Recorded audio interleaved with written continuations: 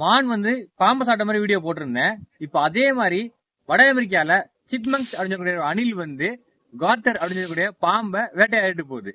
இந்த வீடியோல பாத்தீங்கன்னா ஸ்டார்டிங்ல அணில் வந்து அங்கிட்டு இங்கிட்டு கூச்சிட்டே இருக்கும். நான் கூட ஏதோ டிஃபெண்ட் பண்ணுது அப்படின்னு நினைச்சேன்.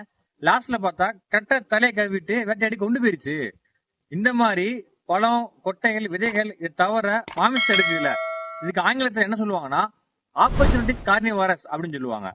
சரி, எதுக்காக இந்த மாதிரி எடுக்குது அப்படின்னா, அது வழக்கமா சாப்பிட்ற உணவுல இருந்து அதுக்கு தேவையான புரதம், கொழுப்பு இல்ல கால்சியம் இது கிடைக்காம இருந்துச்சு அப்படின்னா ஆல்டர்னேட்டிவாவை இந்த மாதிரி வேட்டையாடி சாப்பிடுமா. அதுவும் இந்த அணில் முக்கியமா எதுக்காக சாப்பிடுது அப்படின்னா, அது இனப்பெருக்கம் காலம் வரும்போது அதிகமான கொழுப்பும் அதிகமான புரதம் தேவைப்படுது. அதுக்காக இந்த மாதிரி பாம்பை பிடிச்சு சாப்பிடுது. அதுவும் சின்ன சின்ன குட்டி பாம்பை தான் பிடிச்சு சாப்பிடுது, பெரிய பாம்பெல்லாம் விட்டுருது.